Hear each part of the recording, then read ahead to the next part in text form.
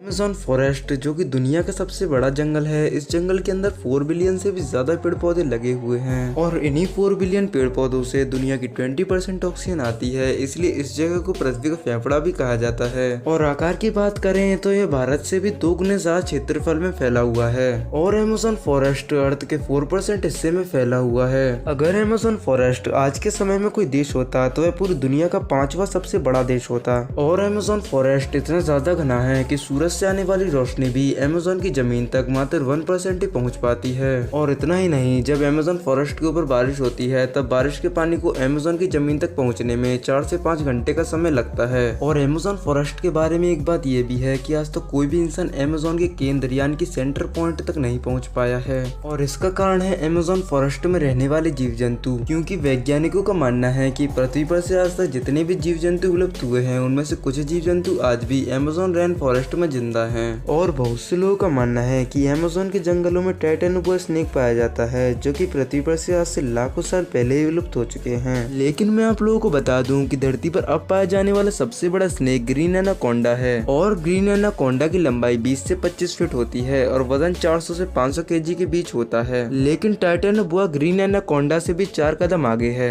क्योंकि टाइटेनोबोआ की लंबाई 60 से 70 फीट और वजन 1700 केजी से लेकर 2000 केजी तक हुआ करता था। और टाइटेनोबोआ इतना ज्यादा खतरनाक था कि वह एक बार के खाने में ही एक मगरमच्छ को खा सकता था। लेकिन अच्छी बात तो यह है कि आज से लाखों साल पहले टाइटेनोबोआ पृथ्वी पर से विलुप्त हो चुके हैं। लेकिन अमेज़न फॉरेस्ट में आज भी कुछ ऐसे प्रमाण मिलते हैं जिनसे मालूम चलता है कि टाइटेनोबोआ आज भी जिंदा है। और अमेज़न फॉरेस्ट के अंदर एक नदी भी है। इस नदी का नाम अमेज़न रिवर है। इस नदी की लंबाई 6200 किलोमीटर है जो कि दुनिया की दूसरी सबसे लंबी और बड़ी नदी है। लेकिन आश्चर्य की बात तो ये है कि इस नदी के इतने ज्यादा लंबे होने के बावजूद इस नदी पर एक भी ब्रिज नहीं है। और रिसर्चर्स का मानना ये भी है कि इस नदी में काफी जहरीले जीव रहते हैं जैसे कि पिराना। वैसे तो पिराना मछली धरती पर से विलुप्त हो चुकी है, लेकिन वैज्ञानिकों का ऐसा मानना है कि धरती पर अब भी कहीं पिराना मछली मौजूद है तो वह अमेज़न रिवर ही है। और पिराना मछली के होने का दावा कोई और नहीं बल्कि अमेज़न के जंगलों के आसपास के क्षेत्रों में रहने वाले लोग ही करते हैं। वैसे तो पिराना मछली काफी खूंखार होती है और ये अपने शिकार को मिनट से पहले ही सफा कर देती है।